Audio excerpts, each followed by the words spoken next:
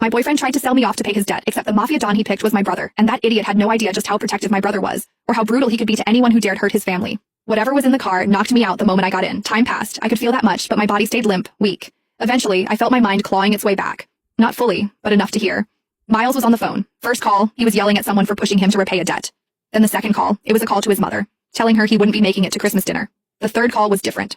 Miles's tone dropped, soft and submissive.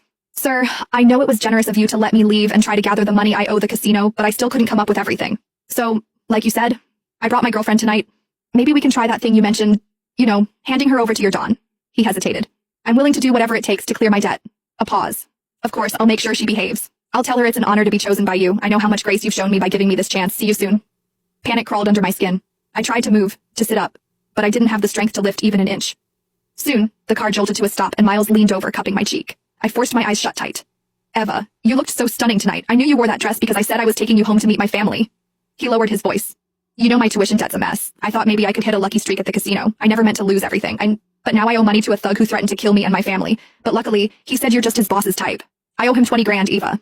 I can't let him go after me and my mom. His voice dropped, almost guilty. Don't blame me, Eva. Blame yourself for being too damn pretty. Just one night. Mr. Snake said it's only for one night. Then I'll come get you. I swear. I'll take care of you for the rest of your life.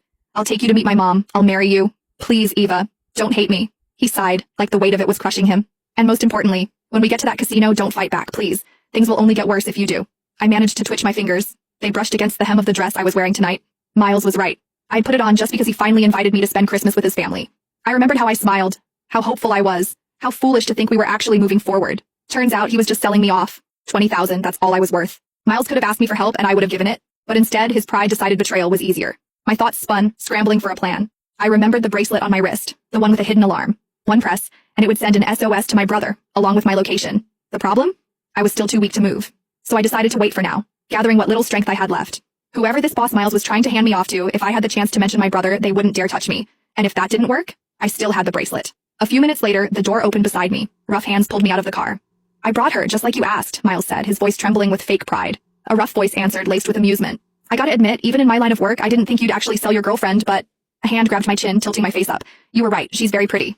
Not just pretty, Miles added quickly, eager, pathetic. The prettiest. She was even voted best looking in our class, but too proud. Always had her nose in the air. Took me nearly a year to win her over. And you're willing to hand her over to me? The man sneered. I cared about her, Miles said with a sickening laugh, joining Snake's.